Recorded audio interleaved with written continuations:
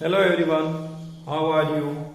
This is LCGMS Science classes for class 9 and it is our chapter number 6 tissue, and today we are going to discuss about animal tissue. And animal tissue में हम पहले हमारे epithelial tissue के बारे में पढ़ चुके हैं और आज हम कनेक्टिव टिश्यू के बारे में डिस्कस करने वाले हैं। ये हमारा पार्ट नंबर 7 है। पार्ट नंबर 6 में हमने एपिथेलियल टिश्यू के बारे में डिस्कस किया था।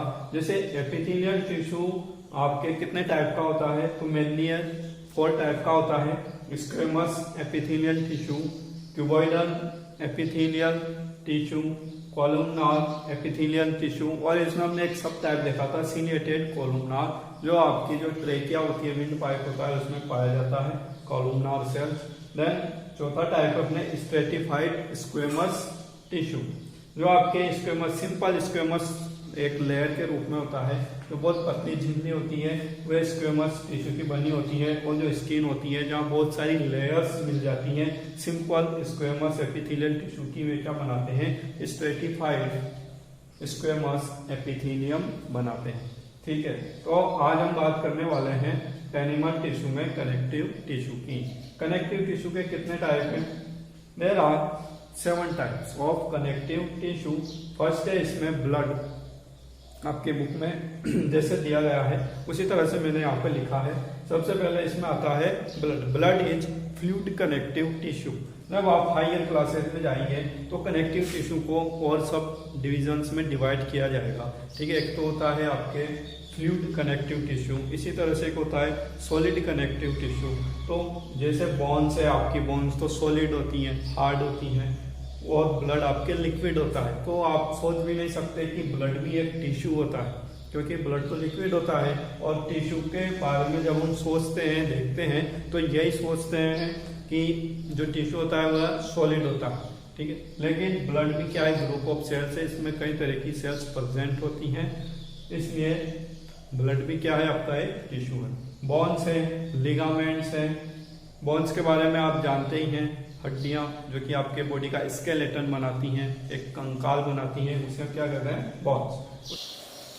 Then ligament. लिगामेंट क्या करता है? लिगामेंट आपकी जो बोन्स होती हैं, बोन्स को आपस में जोड़ने का कार्य करता है। जैसे ये 2 हड्डियां आपके हाथ में, आपका हैंड मूवमेंट करता है, 2 हड्डियां होती हैं अलग अलग, लेकिन आपस में जुड़ी होती हैं। तो वे किसके द्वारा जुड़ी होती हैं? वहाँ ज्वाइंट होते हैं, आपको पता है, लेकिन उन ज्वाइंट्स के साथ साथ वहाँ पर कुछ लिगामेंट्स होते हैं, वे क्या करते हैं, बोन से बोन को जोड़ते हैं।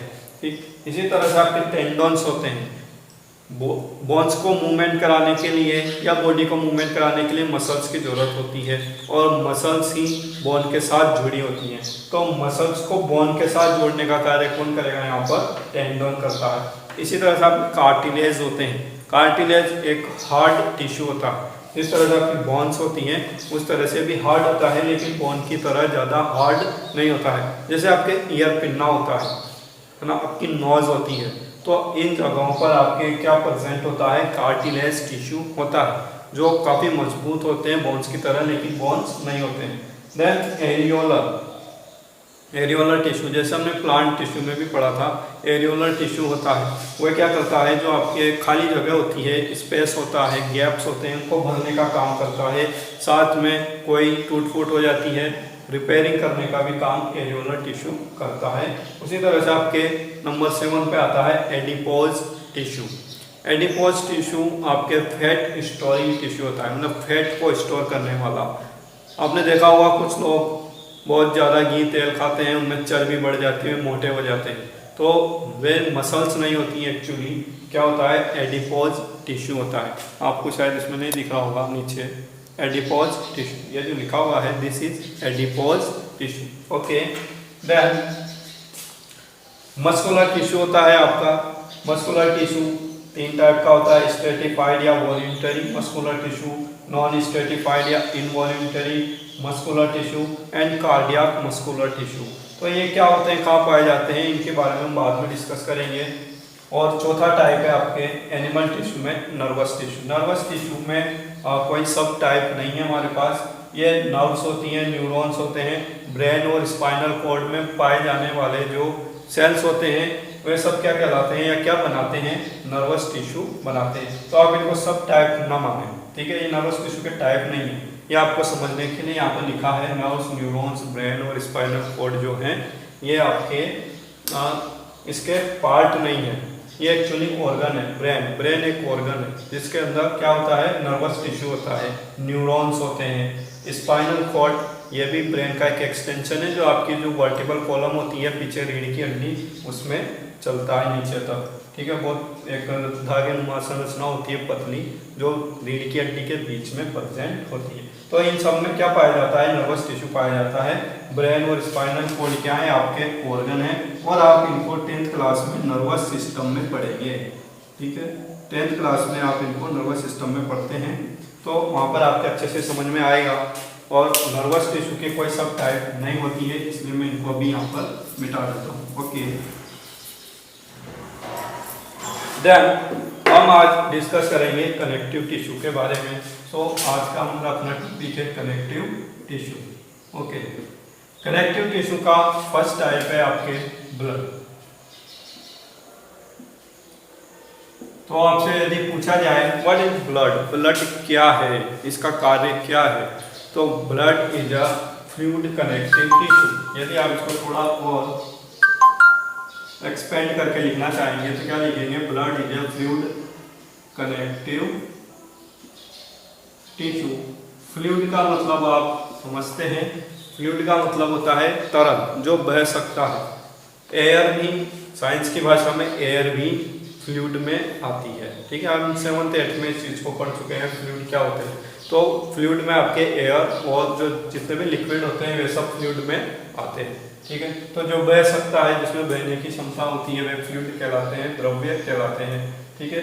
तो फ्लूइड कनेक्टिव टिश्यू होता है हमारा ब्लड, ठीक है। इसके क्या कार्य होते हैं, ब्लड के फंक्शन क्या है। इट ट्रांसपोर्ट डिफरेंट मटेरियल, ये क्या करता है, बहुत सारे अलग अलग तरह के मटेरियल्स को ट्रांसपोर्ट करता है। किस किस तरह के मटेरियल्स को ये ट्रांसपोर्ट करता है। सबसे पहले तो हम जो भोजन खाते हैं उसका पाचन होता है, वह डाइजेस्ट होता है और छोटे छोटे मॉलिक्यूल्स में टूट जाता है, फिर वह कहा जाता है आपके ईच एंड एवरी सेल तक पहुंचाया जाता है। तो फूड का ट्रांसपोर्ट कौन करता है, बॉडी में ब्लड करता है, ठीक है। इसके अलावा, फूड के अलावा, ये आपके जो गैसेज होती हैं, जैसे ऑक्सीजन, उस दिन मैंने बताया था आपको पार्ट नंबर 6 में कि जो ऑक्सीजन होती है वो आप माउथ से ब्रीथिंग के द्वारा अंदर लेते हैं फेफड़ों में आपके एल्वियोलाई होते हैं, एल्वियोलाई के आसपास ब्लड कैपिलरीज होती हैं, ब्लड कैपिलरीज में ऑक्सीजन एब्जॉर्ब हो जाती है और फिर ब्लड वहाँ से पूरी बॉडी में फैला दिया जाता है और ईच एंड एवरी सेल में जहाँ फूड भी पहुँच रहा है, ऑक्सीजन उस फूड का ऑक्सीडेशन करने में कार्य करता है, अपनी हेल्प करता है और साथ में वहाँ पर CO2 रिलीज करता है और साथ में वहाँ पर ATP मॉलिक्यूल्स बनते हैं, यानी कि एनर्जी का निर्माण होता है, ठीक है। तो ये सारी चीजें हम पहले भी डिस्कस कर चुके हैं। तो ब्लड किस किस का ट्रांसपोर्ट करेगा, फूड का, ऑक्सीजन का और CO2 का तो करेगा ही। CO2 कहाँ बनेगी, जब फूड का ऑक्सीडेशन होगा ऑक्सीजन के द्वारा तो वहाँ पर CO2 बनेगी। फूड में हमारे मेनली क्या होता है, C6H12O6, ग्लूकोज। जब ये ऑक्सीजन के साथ ऑक्सीडेशन करता है, क्रिया करता है, केमिकल रिएक्शन होती है, तो यहाँ पर आपके बनते हैं CO2 एंड वाटर। तो वाटर तो बॉडी में काम आ जाता है, लेकिन जो CO2 होते हैं, 6CO2, ये क्या होते हैं, और 6H2, ये दोनों इसमें बाई प्रोडक्ट के रूप में बनते हैं। CO2 जहरीली गैस है, तो इसको बॉडी से बाहर निकालना आवश्यक होता है। तो बॉडी से बाहर निकालने के लिए इसको कहाँ लाया जाएगा, लंग्स में लाया जाएगा और लंग्स से ही इसको फिर वापस बाहर निकाला जाएगा। तो CO2 को वापस लंग्स में कौन लेके आएगा, तो ये ब्लड लेके आएगा, ठीक है। तो इस तरह से हम कह सकते हैं कि आपके जो ब्लड है वे क्या फंक्शन करता है, फूड को और जो डिफरेंट गैसेज होती हैं लाइक ऑक्सीजन एंड CO2, इनको ट्रांसपोर्ट करने का कार्य करता है। इसके अलावा ये आपकी बॉडी के अंदर कुछ केमिकल्स होते हैं, जैसे हार्मोन्स।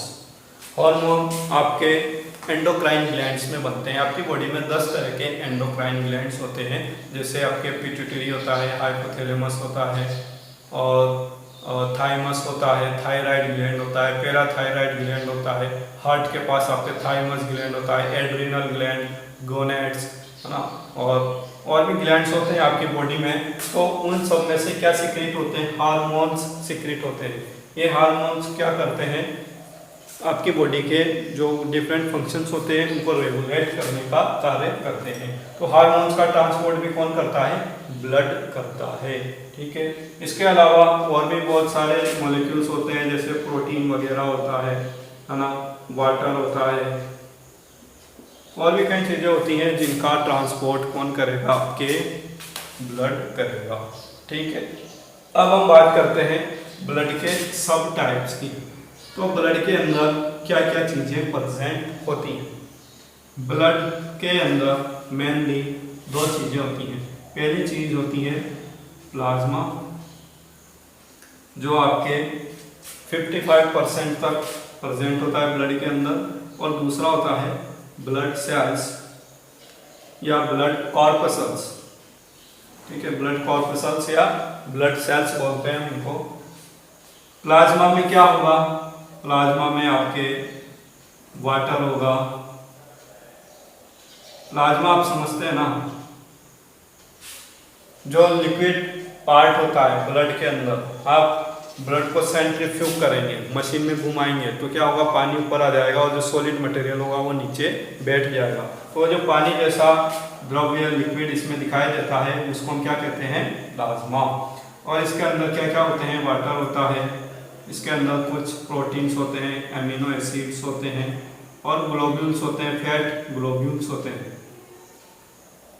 तो इस तरह से ये प्लाज्मा आपके फ्लैट ग्लोब्यूल्स, ये सारी चीजें प्लाज्मा में प्रेजेंट होती हैं। इसके बाद ब्लड सेल, मेन चीज अपने लिए यही है। ब्लड सेल्स आपके 3 तरह की होती हैं, आपको पता होगा। पहली चीज है आरबीसी, सेकंड चीज है डब्ल्यूबीसी, और थर्ड चीज है या थर्ड टाइप की सेल्स होती हैं प्लेटलेट्स। तो आपको बहुत ज़्यादा अंदर इसके अंदर नहीं जाना है, बहुत सरफेसली यहाँ पर नॉलेज लेना है आपको कि ब्लड क्या होता है, उसका कार्य क्या होता है। ब्लड में जो आरबीसी होती हैं ये ऑक्सीजन का ट्रांसपोर्ट करने का कार्य करती हैं। ठीक है, क्योंकि जो आरबीसी होती है उसकी सरफेस पर क्या पाया जाता है? हीमोग्लोबिन पाया जाता है। हीमोग्लोबिन पाया जाता है कहाँ पर? आरबीसी की सतह पर। आरबीसी आपके रेड कलर की होती है, और जैसे आपके बालूशाही होती है, बालूशाही में क्या होता है? बीच में गड्ढा होता है। ठीक है, उसी तरह से आरबीसी होती है आपकी, और इसमें बीच में क्या होता है? बीच में से चपटी होती है, और इसकी सतह पर क्या पाए जाते हैं? हीमोग्लोबिन पाए जाते हैं। हीमोग्लोबिन एक मॉलिक्यूल है, जिस तरह से आपका क्लोरोफिल होता है उसी तरह से हीमोग्लोबिन भी क्या है? मॉलिक्यूल है, और ये आयरन से बनता है। हीमोग्लोबिन किससे बनता है? आयरन से। इसीलिए कहते हैं जिनकी बॉडी में आयरन की कमी हो जाती है उनको एनीमिया हो जाता है, उनको बॉडी के अंदर ब्लड नहीं बनता है, ऐसा कहते हैं ना, और उसकी वजह से उनकी बॉडी प्रॉपर फंक्शनिंग नहीं कर पाती है, उनको ऑक्सीजन की आपूर्ति नहीं हो पाती है। तो आरबीसी की सरफेस पर हीमोग्लोबिन प्रेजेंट होता है, जो कि ऑक्सीजन के साथ बाइंड हो जाता है और फिर बॉडी के अंदर ऑक्सीजन को ट्रांसपोर्ट करता है। ठीक है, इसी के साथ आपके डब्ल्यूबीसी होती हैं।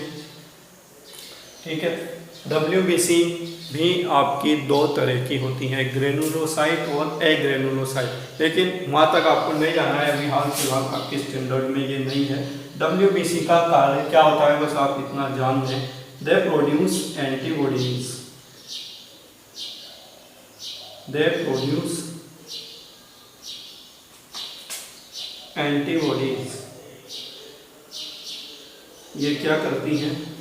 एंटीबॉडीज प्रोड्यूस करती हैं। एंटीबॉडी क्या करती है? आपकी बॉडी के अंदर कोई वायरस, बैक्टीरिया या कोई फॉरेन पार्टिकल एंट्री करता है जो आपकी बॉडी को नुकसान पहुंचा सकता है, ये उसको पहचानती हैं और पहचानने के बाद उसको किल कर देती हैं, एंटीबॉडीज।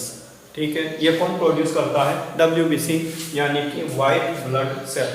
आरबीसी का मतलब होता है रेड ब्लड सेल, इनको हम इरिथ्रोसाइट भी कहते हैं, और डब्ल्यूबीसी को हम ल्यूकोसाइट भी कहते हैं।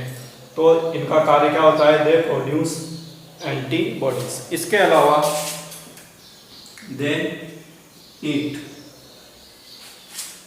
बैक्टीरिया, इसके अलावा ये क्या करती है, बैक्टीरिया या कोई भी पैथोजन आपके बॉडी के अंदर एंटर करता है तो उसको खा जाती है। इसमें कई तरह की डब्ल्यूबीसी होती है आपकी, लिम्फोसाइट, मोनोसाइट, न्यूट्रोफिल, तो कई तरह की डब्ल्यूबीसी होंगी। कुछ डब्ल्यूबीसी क्या करेंगी, एंटीबॉडीज प्रोड्यूस करेंगी, और कुछ क्या करेंगी, डायरेक्ट उस बैक्टीरिया को या एंटीजन को, एंटीजन मतलब कोई भी फॉरेन पार्टिकल जो बॉडी के अंदर एंटर करता है उसे हम एंटीजन कहते हैं। तो उस एंटीजन को ये क्या कर देते हैं, किल कर देते हैं, और हमारी बॉडी को इम्यूनिटी प्रोवाइड करते हैं। ठीक है, प्रोवाइड इम्यूनिटी, इम्यूनिटी का मतलब होता है प्रतिरक्षा तंत्र। ये क्या करते हैं, बॉडी को इम्यूनिटी भी प्रदान करते हैं। ठीक है, देन आपके आता है थर्ड नंबर पर प्लेटलेट्स। प्लेटलेट्स क्या करेंगे, प्लेटलेट्स आपके ब्लड का थक्का जमाने में काम आते हैं। ब्लड कोगुलेशन, जब आपको चोट लग जाती है, खून बहने लगता है, तो थोड़ी देर में खून का बहना बंद हो जाता है। तो ऐसा क्यों हो पाता है, वह प्लेटलेट्स के कारण होता है, और ये क्या करते हैं, ब्लड कोगुलेशन करते हैं। ठीक है, ब्लड कोगुलेशन का कार्य कौन करेगा, प्लेटलेट्स। ये थ्रोम्बिन नाम का एक प्रोटीन सीक्रेट करते हैं, जो थ्रोम्बोप्लास्टिन में बदलकर एक फाइब्रस नेट जैसा जाल बना लेते हैं, और उसके बाद यहाँ पर ब्लड का कोगुलेशन हो जाता है। ठीक है, तो ये ब्लड जो हमारा फर्स्ट कनेक्टिव टिश्यू था, फ्लूइड कनेक्टिव टिश्यू, इसके बारे में हमने यहाँ पर डिस्कस किया है। अब थोड़ा सा हम बुक में देख लेते हैं, क्योंकि बुक में पढ़ना भी आपके लिए काफ़ी ज़रूरी होता है। तो आप यहाँ पर देखें, फर्स्ट में कनेक्टिव टिश्यू 6.3.2 पेज नंबर 75 पर आपके यहाँ पर दिया गया है connective tissue. Blood is a type of connective tissue. Blood क्या है, सबसे पहले यहाँ पर ब्लड के बारे में दिया गया है, blood is fluid connective tissue. Why would it be called connective tissue, इसको आप कनेक्टिव टिश्यू क्यों कहोगे, ऐसा क्या है इसमें। A clue is provided in the introduction of this chapter, और इसके लिए एक क्लू इस चैप्टर के शुरुआत में ही यहाँ पर दिया गया था। Now let us look at this type of tissue in some more detail. अब इस टिश्यू के बारे में और अधिक डिटेल में हम पढ़ेंगे। The cells of connective tissue are loosely spaced and embedded in an intercellular matrix. ये जो सेल्स होती हैं ब्लड की या किसी भी कनेक्टिव टिश्यू की, ये एक इंटरसेलुलर मैट्रिक्स में डूबी होती हैं। ठीक है, जिसे हम क्या कहते हैं, प्लाज्मा कहते हैं। द मैट्रिक्स में भी जेली लाइक फ्लूइड और डेंस और रिजिड। और जो ये मैट्रिक्स होती है किसी टिश्यू में फ्लूइड लाइक हो सकती है, जैसे ब्लड में आपके प्लाज्मा होता है, और इसके अलावा और डेंस हो सकती है, रिजिड हो सकती है, जैसे हमने पहले वाले टिश्यू में देखा था। एपिथेलियल टिश्यू में जो ब्लू कलर में नीचे दिखा रखी हैं, ये क्या है, आपके मैट्रिक्स है। इस मैट्रिक्स से वो क्या करती हैं, किसी दूसरे टिश्यू के साथ जुड़ती हैं, या ये उसका आधार होता है। The nature of matrix differs in कॉन्कॉर्डेंस with the function of the particular connective tissue. तो जो नेचर होता है किसी भी मैट्रिक्स का, वह उस टिश्यू के अनुसार डिपेंड करता है। जैसे हमारे ब्लड है, ब्लड की जो सेल्स है उनमें काफ़ी स्पेस होता है, तो उसकी जो मैट्रिक्स होती है, प्लाज्मा होता है, ये काफ़ी तरल टाइप का होता है। ठीक है, तो इसलिए हम क्या कहते हैं, ब्लड को भी एक टिश्यू मानते हैं, क्योंकि इसका मैट्रिक्स कैसा है, फ्लूइड लाइक है। देन नीचे देखें आप, यहाँ पर लिखा है, take a drop of blood on a slide and observe different cells present in it under a microscope. आपको एक बूंद ब्लड की लेनी है, उसको स्लाइड पर लगाना है और उसको माइक्रोस्कोप के नीचे रखकर ऑब्जर्व करना है, क्योंकि ब्लड के अंदर कई तरह की सेल्स होती हैं। उनके डायग्राम यहाँ पर आपके नीचे डायग्राम में दिखाए गए हैं। टाइप्स ऑफ कनेक्टिव टिश्यू में आपके जो ई पार्ट है, टाइप्स ऑफ ब्लड सेल्स। ठीक है, इसमें आप देख सकते हैं जो ऊपर सबसे ऊपर दी गई है वह है रेड ब्लड कार्पसल्स। इनको कार्पसल्स भी बोलते हैं। कार्पसल का मतलब होता है कणिकाएं। ठीक है, पहले जानते नहीं थे लोग कि ये सेल होती हैं एक्चुअल में, तो इनको कॉर्पसल्स कहते थे, कणिकाएं, लाल रक्त कणिकाएं। इस तरह से जो कण होते हैं, पार्टिकल होते हैं सेल के रूप में, उनको क्या बोलते हैं? कॉर्पसल्स बोलते हैं। ठीक है, ये आपके आरबीसी है और नीचे जो आपकी 6 टाइप की सेल्स दी गई हैं ये आपके डब्ल्यूबीसी हैं। ठीक है, different white blood corpuscles, neutrophil, eosinophil, basophil, lymphocyte, monocyte और प्लेटलेट्स, ये सब आपके किसमें आते हैं? डब्ल्यूबीसी में। और प्लेटलेट्स आपके एक अलग ही टाइप है। ठीक है, डब्ल्यूबीसी में यहाँ पर सिर्फ 5 तरह की आएंगी, neutrophil, eosinophil and basophil, lymphocyte और मोनोसाइट। ठीक है, इनको हम ग्रेनुलोसाइट और एग्रेनुलोसाइट में डिवाइड करते हैं, जो आप फर्दर नेक्स्ट क्लासेस में इनको पढ़ेंगे। अभी आप इसका सिर्फ फंक्शन, ये क्या कार्य करता है, क्या क्या इसके टाइप है और उन टाइप के फंक्शन, इनको आप थोड़ा नोट्स बनाकर इसी तरह से लिख लें अपनी लैंग्वेज में, एक एक लाइन में थोड़ा डिटेल इसके डिस्क्राइब करके लिखें, तो ये आपको काफ़ी हेल्पफुल होगा आने वाली क्लासेस के लिए भी और दूसरे कॉम्पिटिटिव एग्जाम्स के लिए भी। ओके, देन आप पीछे देखें इधर पेज नंबर 76 पर। Blood has a fluid liquid matrix called plasma. Blood की जो मैट्रिक्स होती है वह लिक्विड होती है और उसे हम प्लाज्मा कहते हैं। प्लाज्मा कैसा होता है? वाटर लाइक होता है, क्योंकि इसमें ज़्यादातर वाटर ही होता है। इसके अलावा इसमें प्रोटीन और फ्लैट ग्लोब्यूल्स और कुछ दूसरी चीज़ें घुली हुई हो सकती हैं, कुछ साल्ट इसमें हो सकते हैं, सोडियम, पोटेशियम, कैल्शियम। ठीक है, in which red blood cells, white blood cells and platelets are suspended। तो प्लाज्मा के अंदर आपके आरबीसी, डब्ल्यूबीसी और प्लेटलेट्स सस्पेंडेड होते हैं। इसके अंदर जैसे आप पानी के अंदर चूना डालते हैं, चूने का बुरादा डालते हैं तो ये सस्पेंड हो जाता है, अच्छी तरह से घुलता नहीं। सस्पेंशन हमने चैप्टर नंबर 2 में पढ़ा है, सस्पेंशन, कोलाइडल सॉल्यूशन। तो उस तरह से सस्पेंडेड होते हैं, मतलब पूरी तरह से इसमें मिक्स नहीं होते हैं, इनको हम आसानी से अलग कर सकते हैं। और इसमें आपको टिंडल इफेक्ट भी देखने को मिलेगा। The plasma contains protein, salt and hormones. Plasma के अंदर क्या होगा? प्रोटीन होंगे, साल्ट होंगे, हार्मोन्स होंगे और कुछ फैट ग्लोब्यूल्स इसमें हो सकते हैं। Blood flows and transport gases, digested food, hormones and waste material to different parts of the body. ठीक है, तो हमने यहाँ पर कुछ चीज़ें तो पहले लिख ली थी, यहाँ पर एक चीज़ और आप लिख सकते हैं, वेस्ट मटेरियल या वेस्टेज। जो बॉडी के अंदर वेस्ट पार्टिकल्स बन जाते हैं, वेस्ट मटेरियल्स बन जाते हैं, उनको भी यहाँ से आप बॉडी से कौन बाहर निकालेगा? ब्लड उसको बॉडी से बाहर जाएगा, मतलब किडनी तक लेके जाएगा और किडनी फिर उनको बॉडी से बाहर निकाल देगी इन the form of urine. Okay, मूत्र के रूप में बाहर निकल जाएंगे। Bone is another example of connective tissue. अपना नेक्स्ट यहाँ पर आ जाता है ब्लड के बाद बॉन्स। ब्लड के बारे में आपकी बुक में बहुत कम दे रखा है, इसलिए आप भी थोड़ा शॉर्ट में इसको लर्न करें और याद करें। ओके, देन सेकंड आता है bones. Bones is another example of connective tissue. It forms the framework that supports the body. Bones क्या करती हैं? एक फ्रेमवर्क बनाती है, कंकाल बनाती हैं बॉडी का।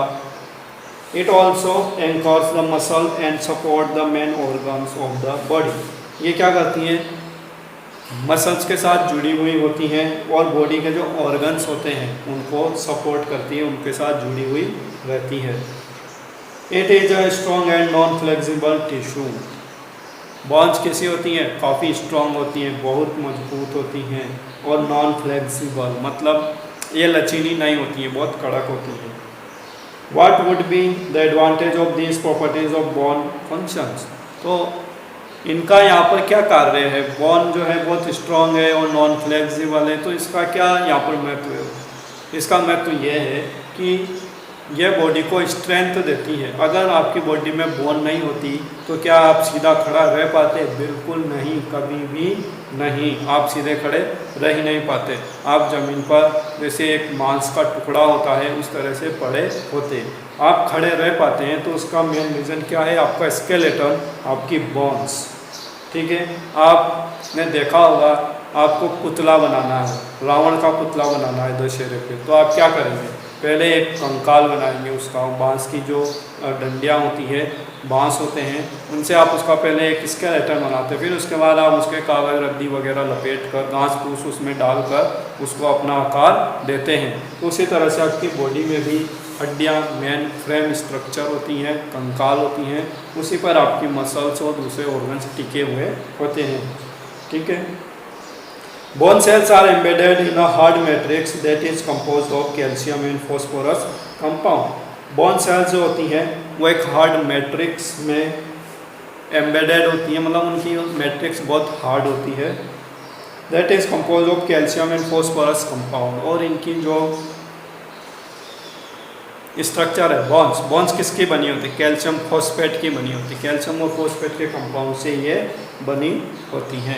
तो हम यहाँ पर बॉन्स के बारे में थोड़ा सा लिख लेते हैं, आप भी इसको लिखें।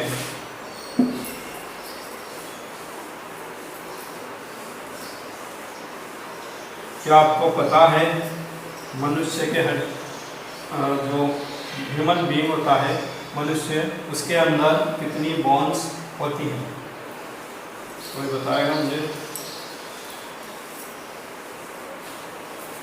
ह्यूमन बॉडी में कितनी बॉन्स होती हैं? सेकंड कनेक्टिव टिश्यू है आपका बॉन्स, हड्डियाँ। ठीक है। बॉन क्या करती है, इनका फंक्शन क्या है? मनुष्य के शरीर में टोटल 206 बॉन्स होती हैं। ठीक है। ये एडल्ट मनुष्य की बात कर रहे हैं। यदि छोटे बच्चे की बात करें, न्यू बॉर्न बेबी जो होता है, न्यू बॉर्न बेबी, इसके अंदर आपके लगभग 300 बॉन्स होती हैं। छोटे बच्चे में ज़्यादा होती है, छोटे छोटे टुकड़ों के रूप में होती है, लेकिन जैसे जैसे बच्चा बड़ा होता है वे टुकड़े जुड़ते जाते हैं, और एडल्ट मनुष्य में लगभग 206 बॉन्स होती हैं। ठीक है। तो ये आगे जनरल नॉलेज के लिए इसको लिख के रखें। हम बात कर रहे थे व्हाट आर फंक्शंस ऑफ बॉन। बॉन के फंक्शन क्या है, कार्य क्या है? तो सबसे पहला, जैसे आपकी बुक में लिखा है, they form framework of body. ये क्या करते हैं? बॉडी का फ्रेमवर्क बनाते हैं। फ्रेमवर्क मतलब कंकाल, आप इसको स्केलेटन भी नाम दे सकते हैं। स्केलेटन मतलब क्या होता है? कंकाल। ये बॉडी का कंकाल बनाते हैं। Provide strength to body. ये क्या करते हैं? बॉडी को स्ट्रेंथ प्रोवाइड करते हैं, मतलब बॉडी को मजबूती प्रदान करते हैं, उसको खड़े रहने योग्य या चलने योग्य बनाते हैं। ठीक है। इसके अलावा हमने यहाँ पर पढ़ा था, it also anchor muscle and support the main organs of the body. तो ये भी आप इसमें लिख सकते हैं, बॉन्स के और क्या कार्य हैं? Support the organs and anchor other muscles. Body में जो दूसरी मसल्स होती हैं उनको एक एंकर करता है, मतलब पकड़ के रखता है, और जो ऑर्गन होते हैं बॉडी के अंदर उनको भी ये सपोर्ट करता है, उनको एक स्पेस प्रोवाइड करता है ताकि वे बॉडी के अंदर इधर उधर घूमे नहीं, एक जगह स्थिर रहे। ठीक है। तो ये तो हमारे हो गए बॉन्स के फंक्शन। देन बॉन्स किसकी बनी होती है? Bones are made up of, ये फंक्शन का टॉपिक होगा अलग, और बॉन्स किसकी बनी होती है उसका आप थोड़ा अलग लिखें। Bones are made of calcium phosphate.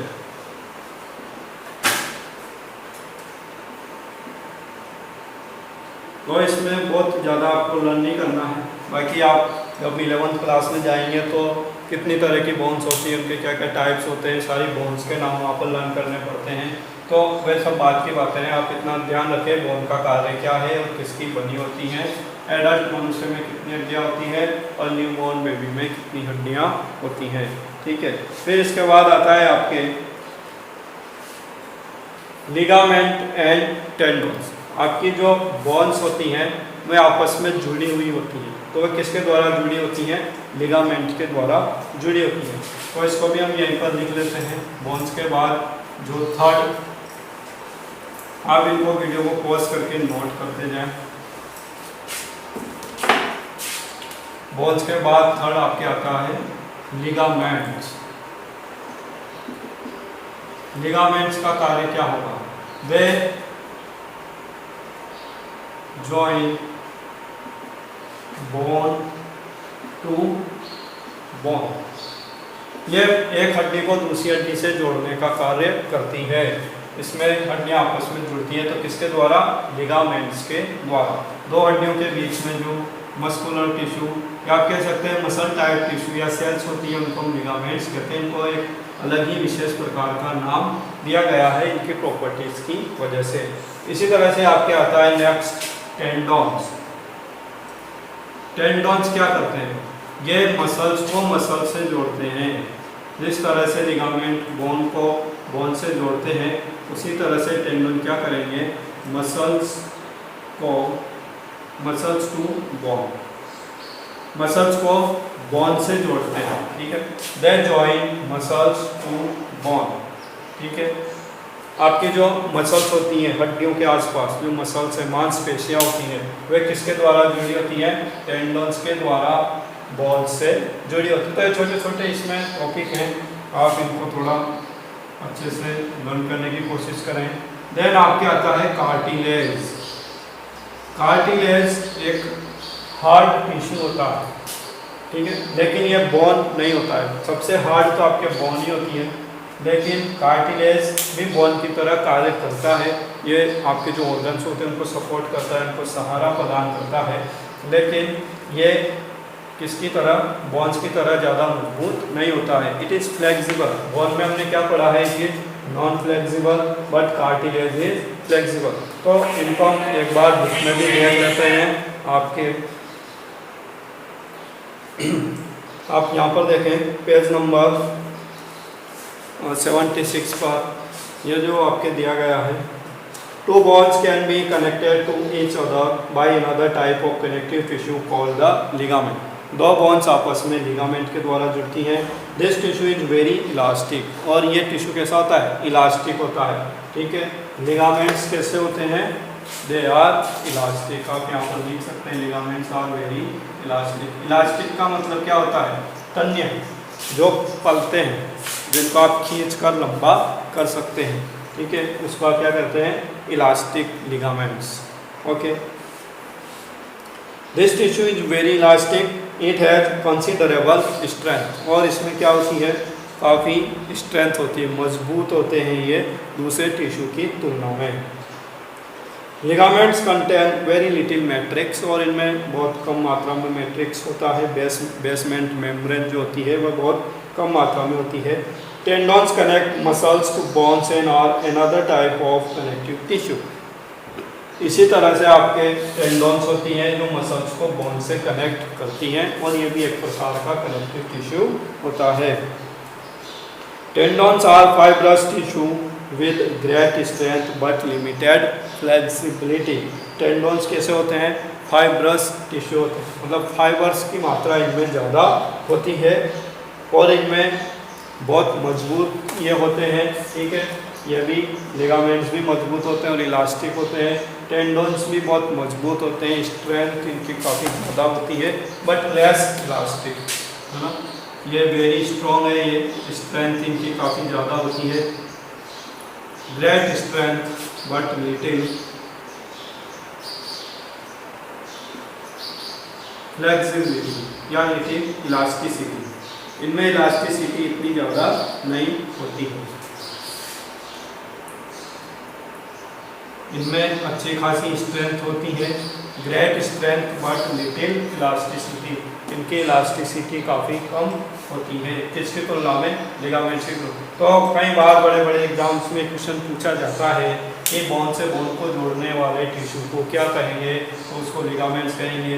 इसी तरह से मसल को बोन से जोड़ने वाले को क्या कहेंगे, टेंडन। सबसे जो मेन पॉइंट है यहाँ पर आपको याद रखने योग्य हमेशा के लिए वो यही है कि they join bone to bone and they join muscles to bone. ये 2 पॉइंट आपको बहुत अच्छे से लर्न करने हैं और हमेशा याद रखने हैं। ओके, फिर उसके बाद आपके आता है cartilage. Another type of connective tissue is cartilage. ये भी आपके कनेक्टिव टिश्यू है, हैज वाइडली स्पेस सेल, और इसमें काफ़ी दूर दूर कोशिकाएं या सेल्स होती हैं, बिल्कुल चिपकी हुई नहीं होती हैं। The solid matrix is composed of proteins and sugar, और इसके अंदर जो सॉलिड मैट्रिक्स होती है वह आपके प्रोटीन और शुगर की बनी होती है। Cartilage smoothens bone surface and joints and is also present in the nose, ear, trachea and larynx. ये कहाँ कहाँ पाया जाता है? कार्टिलेज का फंक्शन क्या होता है?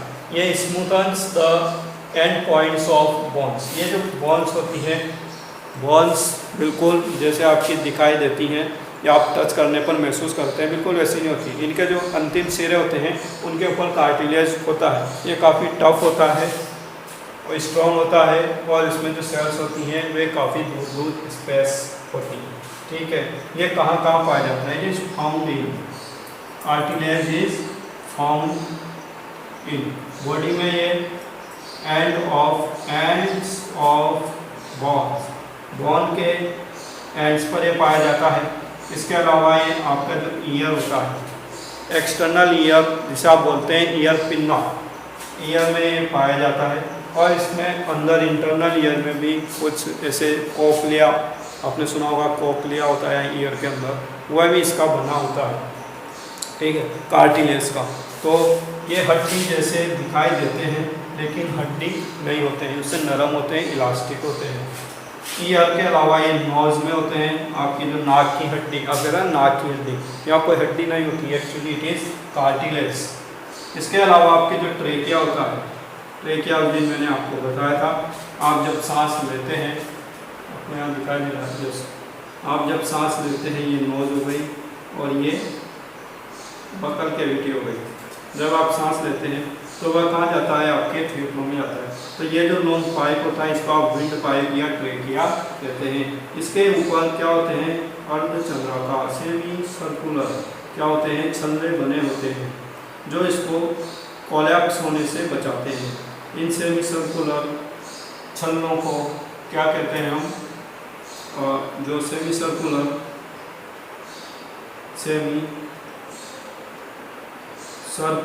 सेमी सर्कुलर का मतलब क्या हुआ? आधे। इस तरह से ये आधे होते हैं, और आपकी ये जो विंड पाइप होती है, ट्रेकिया होती है, इसको पकड़ के रखते हैं। इससे क्या होता है कि आपकी जो विंड पाइप होती है कोलैप्स नहीं होती है, पिचकती नहीं है। वरना क्या होगा कि जैसे ही आप सांस छोड़ेंगे बाहर, जैसे ही आपकी सांस बाहर जाएगी, सारी एयर बाहर जाएगी, तो अंदर वैक्यूम क्रिएट हो जाएगा, है ना। फेफड़ों में क्या होगा? खाली जगह हो जाएगी, और ये जगह क्या हो जाएगी? पिचक जाएगी, और आपको फिर मान लो ये खुली नहीं वापस, तो आपको सांस लेने में दिक्कत आएगी। तो ये जो सेमी सर्कुलर कार्टिलेजेस होते हैं ट्रेकिया के आसपास, ये क्या करते हैं? विंड पाइप को पिचकने से रोकते हैं। ओके, तो ये आपके ट्रेकिया में भी पाए जाते हैं। इसके अलावा और कहाँ पाए जाते हैं? Trachea and larynx. लैरिंक्स क्या होता है? Larynx, do you know larynx? Larynx is sound box.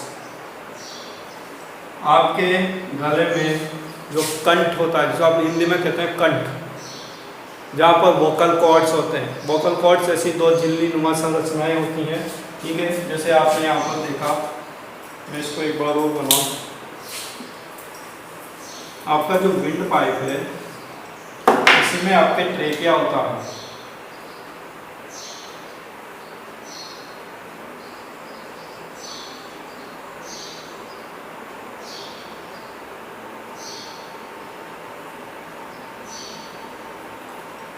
बिल्कुल गले से नीचे ये यहाँ पर आपके ट्रेकिया होता है। सॉरी, ट्रेकिया के अंदर क्या होता है? लैरिंक्स होता है। जिसको हम कंठ कहते हैं, और इसमें क्या होती है, दो झिल्लियाँ होती हैं इस तरह से, दो फ्लैप्स होते हैं जिनको आप क्या बोलते हैं, वोकल कॉर्ड्स बोलते हैं। जब आप सांस लेते हैं या सांस छोड़ते हैं तो इन वोकल कॉर्ड्स में क्या होता है, कंपन होता है, वाइब्रेशन होता है, और उसके कारण ध्वनि उत्पन्न होती है, साउंड प्रोड्यूस होता है। ठीक है, तो ये लैरिंक्स है, ये भी किसका बना होता है, आप देखेंगे हाथ लगा के तो काफ़ी कड़क लगेगा, हड्डी जैसा, लेकिन ये वास्तव में हड्डी नहीं है। It is not a bone, it is made up of cartilage. Okay, फिर उसके बाद आप क्या आते हैं, एरियोलर टिश्यू। तो एरियोलर टिश्यू क्या होते हैं,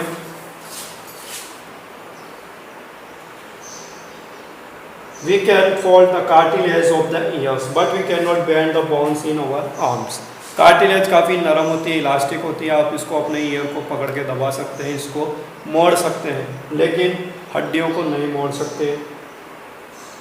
think of how the two tissues are different. तो आप यहाँ पर देख के सोचिए कि किस तरह से आपकी जो कार्टिलेज होती है और बोन होती हैं वह अलग अलग होती हैं। Areolar connective tissue is found between the skin and muscles around blood vessels and nerves and in the bone marrow. आपकी जो एरियोलर टिश्यू है, next connective tissue is areolar tissue. तो जो एरियोलर टिश्यू होते हैं ये कहाँ पाए जाते हैं,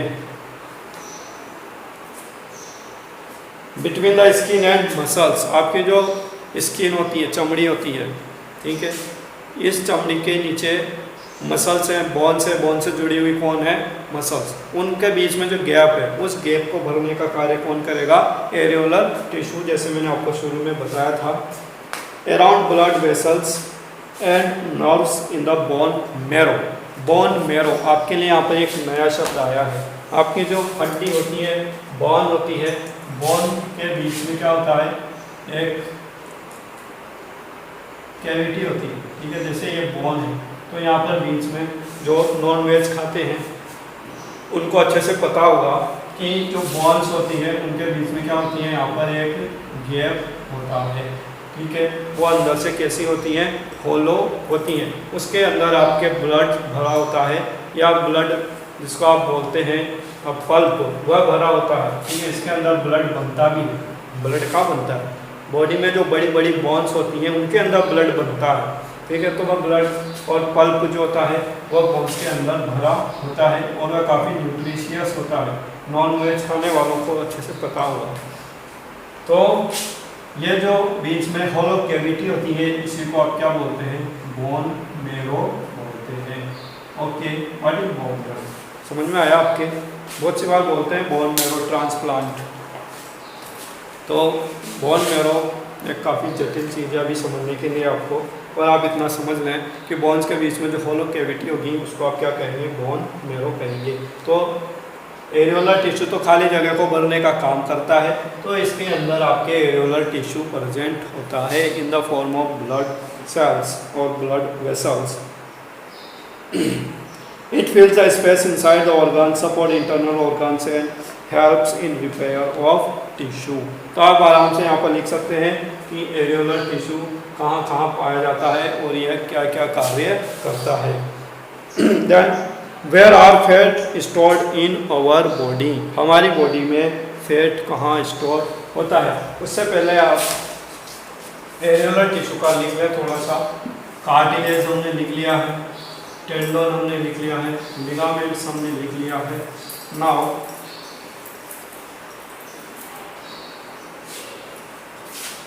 एरियोलर टिश्यू जो कि आपके 6 टाइप का कनेक्टिव टिश्यू है,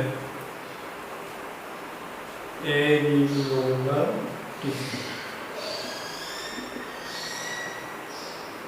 है ना। ये क्या कार्य करता है, found in spaces, free spaces, आप लिखेंगे फ्री स्पेसेस तो ज़्यादा बेटर होगा। Free spaces between skin and muscles, skin और मसल्स के बीच में जो फ्री स्पेस होता है वहाँ पर ये पाए जाते हैं। इसके अलावा between blood vessels, blood vessels के आसपास जगह खाली होती है। ब्लड वेसल मतलब रक्त धमनियाँ, रक्त शिराएं, आर्टरीज और वेन्स, उनके आसपास जो जगह खाली होती है वहाँ मसल्स नहीं होती हैं, तो उसकी जगह कौन रहता है? आपके एरियोलर टिश्यू रहता है। इसलिए आप इसको एक फीलिंग टिश्यू भी कहते हैं। ठीक है, इसका दूसरा नाम क्या है? Feeling tissue. ये खाली जगह को भरने का कार्य करता है, इसलिए आप इसको फीलिंग टिश्यू भी कहते हैं। Feeling tissue between blood and vessels, between blood vessels and nerves. आपकी जो बॉडी के अंदर नर्व्स फैली होती हैं, ब्रेन से निकलने वाले न्यूरॉन्स होते हैं, वे बॉडी में पूरे फैले हुए होते हैं, तो उनके बीच में भी यदि खाली जगह होती है तो उसको एरियोलर टिश्यू भरने का कार्य करता है। इसके अलावा ये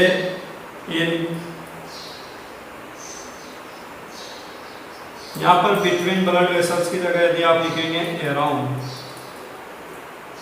ब्लड वेसल्स, मतलब ब्लड वेसल्स के आसपास ये पाई जाती हैं इन बोन मेरो। इसके अलावा ये कहाँ पाई जाती है? बोन मेरो में भी पाया जाता है आपके एरियोलर टिश्यू। तो ये एग्जाम के लिए काफ़ी इंपॉर्टेंट है, उसमें ये पूछ लेते हैं कि एरियोलर टिश्यू कहाँ पाया जाता है, ब्लड वेसल्स के आसपास कौन सा टिश्यू पाया जाता है। इस तरह से क्वेश्चन इसमें बनते हैं। ठीक है, इसके साथ इसका कार्य क्या होता है? Repair of tissue. जो भी जिस टिश्यू के भी आसपास ये पाया जाता है, उस टिश्यू में यदि टूट फूट हो जाती है तो उसकी ये क्या करता है? रिपेयरिंग करता है, वापस उसकी मरम्मत करता है। तो ये इसकी फंक्शन भी हमने यहाँ पर देख लिए। फिर इसके बाद आपके आता है last and final adipose tissue. 7 number का आपके जो टिश्यू है उसका नाम है एडिपोज टिश्यू। आपने देखा होगा कई लोग जो घी, तेल, मक्खन, फैट वाली चीज़ें ज़्यादा खाते हैं, उनमें चर्बी चढ़ जाती है, वे बहुत मोटे हो जाते हैं। तो क्या वे मसल्स हैं? No, they are not muscle, they actually adipose tissue. ठीक है, जब आप फैट ज़्यादा खाते हैं, ये 7वें नंबर का टिश्यू है आपको, तो वह आपकी कुछ विशेष प्रकार की सेल में इकट्ठा होता जाता है। ठीक है, पहले हम बुक में देखेंगे। Where are fat stored in our body? Fat storing adipose tissue is found below the skin and between internal organs. Adipose tissue आपके कहाँ पाया जाएगा? ये आपके स्किन के नीचे, below the skin, just skin के नीचे ये पाया जाता है मैट्रिक्स के रूप में, और साथ में जो ऑर्गन्स होते हैं अपने इंटरनल ऑर्गन्स, उनके ऊपर, उनकी सतह पर यह पाया जाता है। The cells of this tissue are filled with fat globules. इस सेल के अंदर क्या भरा होता है? फ्लैट ग्लोब्यूल्स भरे होते हैं, वसा के ग्लोब्यूल्स, वसा के कण भरे होते हैं। ग्लोब्यूल्स का मतलब यहाँ क्या है? कण, वसा के कण। Storage of fats also let it act as an insulator. और एडिपोज टिश्यू की जमाव यदि ज़्यादा हो जाता है बॉडी के अंदर तो वह इंसुलेटर का कार्य करता है। जैसे आपके जो मछलियाँ होती हैं, पोलर बियर्स होते हैं, ठंडे इलाकों में रहने वाले जीव होते हैं, उनकी स्किन काफ़ी मोटी होती है, तो वास्तव में स्किन मोटी नहीं होती है, उनकी स्किन के नीचे एडिपोज टिश्यू की एक मोटी परत होती है, वसा की एक मोटी परत होती है, इसलिए उनको बहुत ज़्यादा गर्मी लगती है। और आपने देखा होगा जो मोटे लोग होते हैं उनको वास्तव में गर्मी बहुत ज़्यादा लगती है, क्योंकि उनकी बॉडी बाहर के तापमान से क्या नहीं कर पाती है? तालमेल नहीं कर पाती हैं। बाहर का तापमान यदि ठंडा हो रहा है तब भी बॉडी के अंदर का जो तापमान है वह गर्म रहेगा। ठीक है, तो हम इसको बोलते हैं इंसुलेशन, बॉडी का इंसुलेशन हो जाता है। एडिपोज टिश्यू कहाँ पाया जाता है? बिलो स्किन के नीचे एंड इंटरनल ऑर्गन, और हमारी बॉडी के जो इंटरनल ऑर्गन्स होते हैं उनके आसपास ये पाया जाता है। ठीक है, एडिपोज टिश्यू में जो सेल्स होती हैं वे क्या कंटेन करती हैं? Cells contain, the cells of adipose tissue contain fat globules. क्या भरा होता है? फैट ग्लोब्यूल्स इसके अंदर भरे होते हैं, फैट ग्लोब्यूल्स यानी वसा के कण या मॉलिक्यूल्स इसमें भरे होते हैं। ठीक है, इनका कार्य क्या है? फंक्शन, तो मेन फंक्शन है इंसुलेशन। सिर्फ मनुष्य की बात नहीं कर रहे हैं यहाँ पर, सभी एनिमल्स की बात कर रहे हैं। जिन एनिमल्स में जो ठंडे इलाकों में ज़्यादा रहते हैं, जिनको गर्मी की ज़्यादा आवश्यकता होती है, उनमें इसकी मोटी परत पाई जाती है एडिपोज टिश्यू की। ओके, तो यहाँ पर ये हमारा कनेक्टिव टिश्यू वाला टॉपिक यहाँ पर ख़त्म होता है। आपको ये पार्ट कैसा लगा, तो कुछ समझ में आया या नहीं आया, कोई पॉइंट मैंने गलत बताया हो या कहीं मिस्टेक हो, तो आप उसको कमेंट बॉक्स में ज़रूर नीचे लिखें। Okay, thank you, keep learning and keep watching. Okay, thank you.